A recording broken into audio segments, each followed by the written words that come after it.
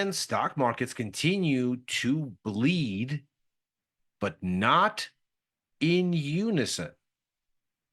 Seemingly hope around the AI revolution coming to us eventually at some point, but with excellent, excellent prospects, still animating some animal spirits here. Because if we look across US equities today, it's another day where the further you get away from tech, the weaker you look, be it the Dow or the Russell. And the closer you get to it, S&P and then, of course, NASDAQ, the better supported things seem.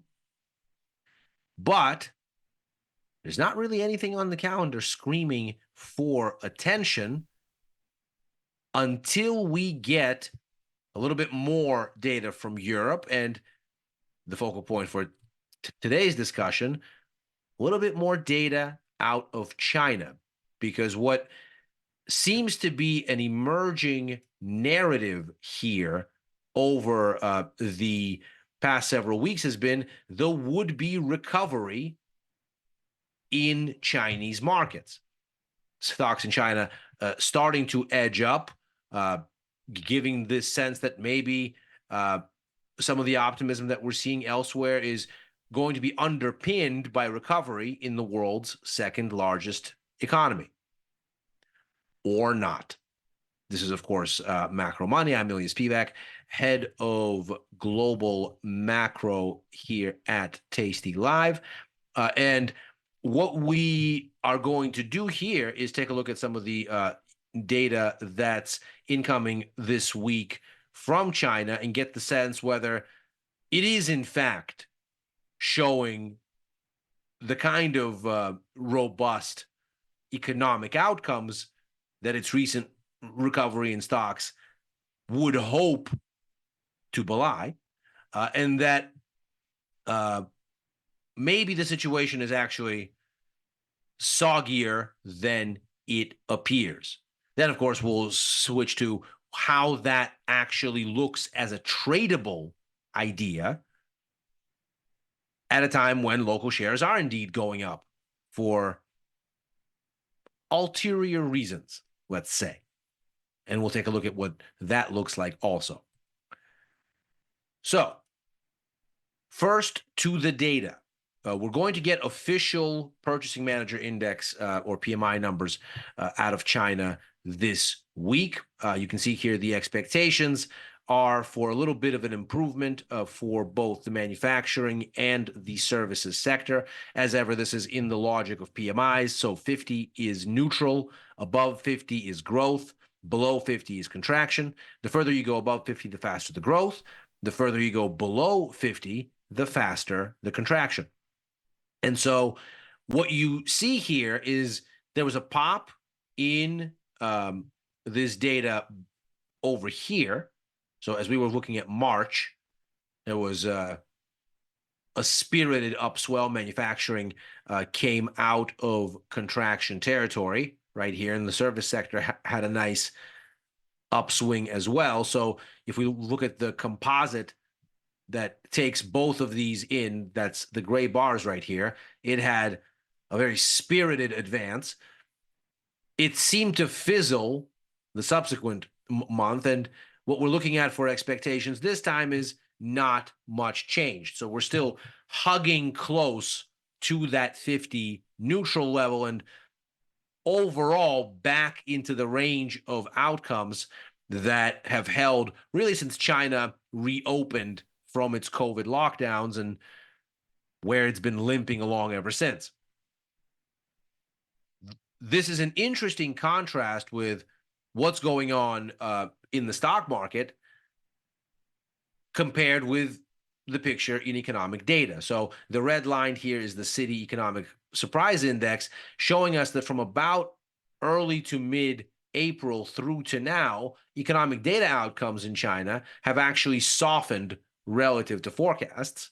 That, of course, sets the stage for still weaker numbers on this release than expected, because it seems to imply that what analysts have in their models is rosier than reality has endorsed. But that has very clearly not prevented stocks from going up. The blue line here, the CSI 300 composite index. Those are the top listings on China's major Shanghai and Shenzhen exchanges. And we can see that, of course, strength here is building. Now, this sort of divergence between economic data outcomes and the stock market can be seen in one of two ways. Either the stock market is so not worried about these economic outcomes that it is rallying despite them, which would be a very strong sort of indicator of underlying strength. It would be a very significant optimistic signal were that to be what's going on. Because if an asset is able to rally, not just on good data, but in spite of bad data, then the level of underlying demand, the level of strength in that asset is, of course, being telegraphed as quite strong. Another reason might be that the stock market is doing something that doesn't reflect economic fundamentals, or that it has decoupled from economic fundamentals for some reason. And that narrative might be underpinned by the idea that some months back, at the beginning of this year, China fired the head of its securities regulator, installed a more sympathetic one, and then directed the sovereign wealth fund, the investment arm of the sovereign wealth fund, to go out and buy local stocks in a bid to engender market confidence. So let's see which one of these it might be. Well, looking at the sort of underpinnings of what would be the engine for a recovery in China and why markets might be optimistic, the first step, of course, is, well, they've been in this anemic state. They've been trying to provide monetary stimulus. Are they delivering something that should get people excited? Well, the short answer is not by a long shot. In fact, we've just seen the fastest decline in overall financing year on year, going back 19 years, back to 2005. The year on year contraction here in overall financing off nearly 106% year on year. So you see these spikes, but when you look at the actual rate at which this is moving, there is not a significant amount of stimulus from the monetary channel being delivered into this economy. And if you wanted to take a look at it from a less kind of hair on fire perspective, we can just look at total loans and see that while total loans have been growing, the growth rate of credit provision is, again, just under 9%, the lowest since 2005, which lines up and tells you that there is not exactly a flood of stimulus cash being pumped via monetary channels into this economy. There isn't the kind of upswell and the kind of tailwind for risk-taking, for economic activity, for investment activity that we saw with the aggressive stimulus response from the monetary channel in the West, both in response to the COVID pandemic and as compared to China's own response to the 2008 crisis. Note here, this was stimulus working. When 2008 happened, there's a massive upswell in loans because there's a huge outlay of cash that China deploys to backstop. Well, that's not what's going on here, clearly.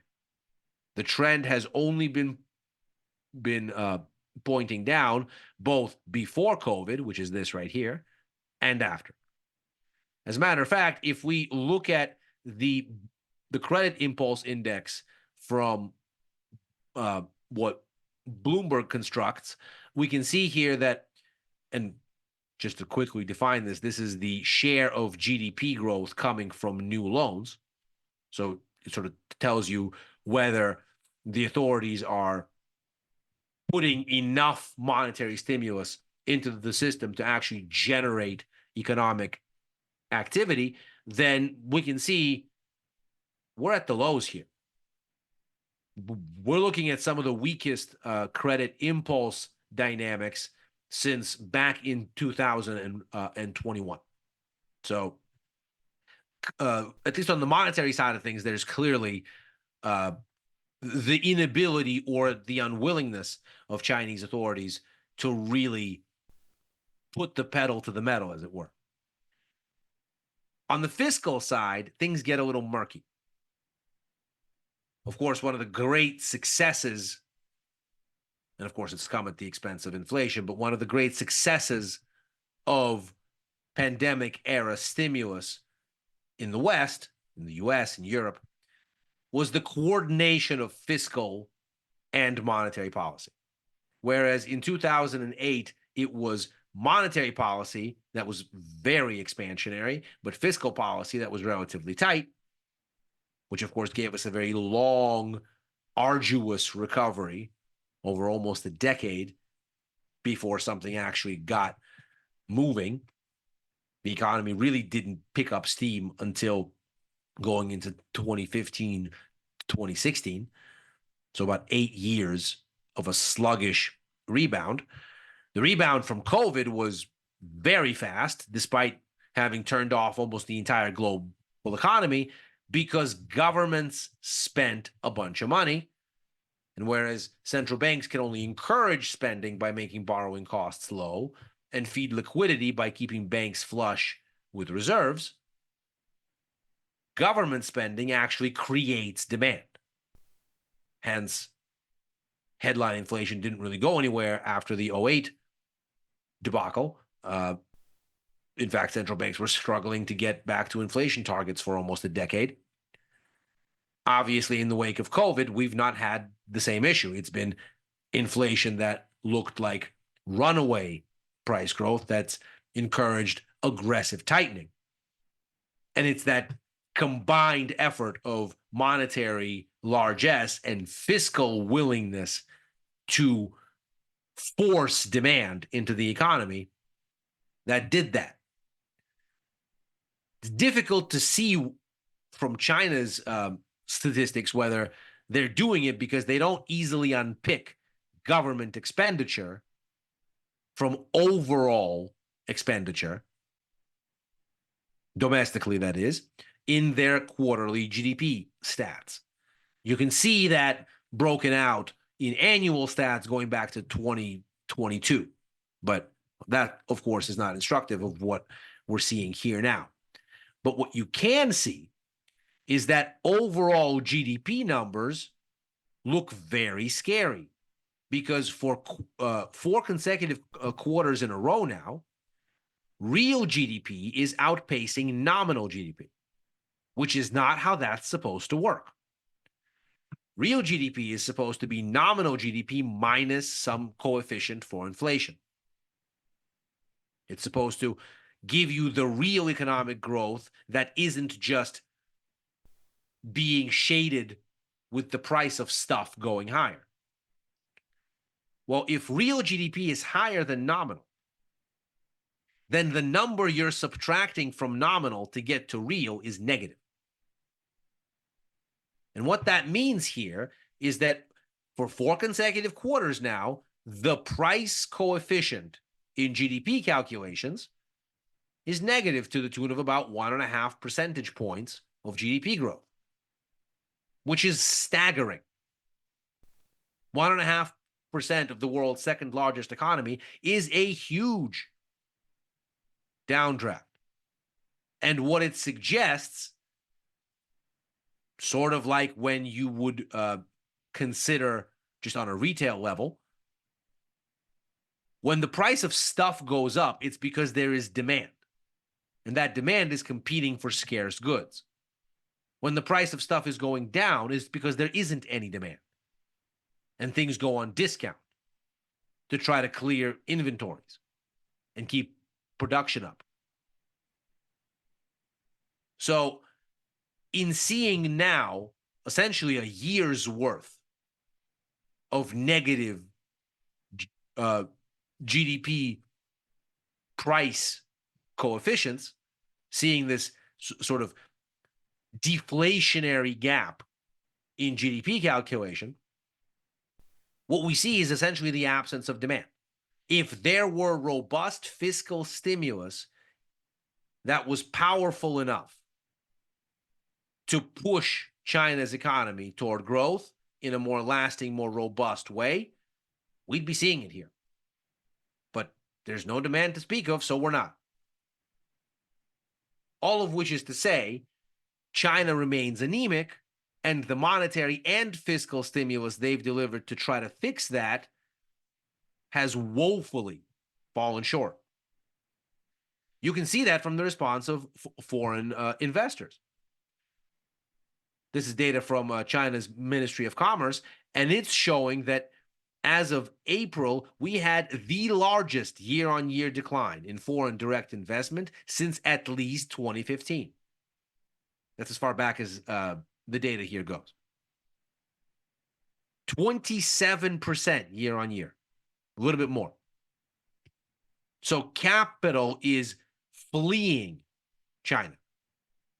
Investors are looking at this and saying, this is not something that is looking like it's going to work. This is not something that we have confidence in. We don't think that there is demand here that's going to get meaningfully rebuilt. This is not something where we want to be invested. You likewise see it in the dynamics of the stock market. So you can see here, here's the rebound. It, of course, comes in the context of a much larger decline, and we've seen pops like this along the way. But what you immediately notice is the absence of cross-border optimism. So in the blue bars here, we have the cumulative volume on China's Stock Connect, both northbound, which is to say from external markets in Hong Kong, off mainland, into mainland markets. The Stock Connect essentially allows you to be someone that has access to Hong Kong's stock markets and to use that to buy mainland shares on mainland markets directly, and vice versa. Allows mainland investors, these would be the southbound fund flows, who have access to mainland markets to buy listings in Hong Kong. And what this means essentially is through this Stock Connect, foreign investors have access to mainland markets, and mainland investors have access to foreign markets via Hong Kong. Well, so you can see here that whenever there is a pop, there seems to be a jump in this total volume turnover as money comes in or out. And you can see the upswell. So there's a pop in China's benchmark stock index, upswing in cross-border volumes here, here, here, and here. Note, they all kind of peter out at similar levels, going all the way back to 2021. And all of them are good for a pop, and some pops are larger than others. Here, here, here, here, and of course, most recently here. But none of them ultimately arrest the trend lower. And none of them ultimately build the kind of momentum that we saw build right here. None of them actually reach out and see significant uptake from foreign investors, let's say, with volumes surging as they rush to buy Chinese stocks because the recovery is afoot. So the explanation behind this seems to, in fact, be that there was domestic buying by decree that has given us a bump. but that the overall story remains anemic. And of course, the economy itself remains on the ropes. So, how does one trade this then? It certainly seems like a bad idea to want to fight local authorities, which ostensibly have unlimited amounts of local currency they can deploy to buy local stocks and can do all but anything in order to create the appearance that things are going higher. So if you wanted to trade the business cycle as opposed to fighting Beijing policymakers, how would you do it? And the thinking comes back to the Aussie dollar, a proxy for China's business cycle, because of course China is Australia's biggest trading partner, and their business model for decades now has essentially been to dig up anything they can of value and interest to Chinese importers in Western Australia and then ship it to Shanghai, ship it to other ports in China. So what we see here is an interesting thing developing. We attempted to break through a 4-month range and then conspicuously failed back into it. And what we have now is a head and shoulders pattern that's taking shape with a neckline somewhere here. Now, if we were to kind of eyeball where this could take us, then we would take the distance from the head here, 67.21, and let's be somewhat pessimistic and say then it would take us down into here somewhere as the neckline will be modest and limit scope for what we think this move is going to do, rather than the other way around. So if we were to consider the sort of most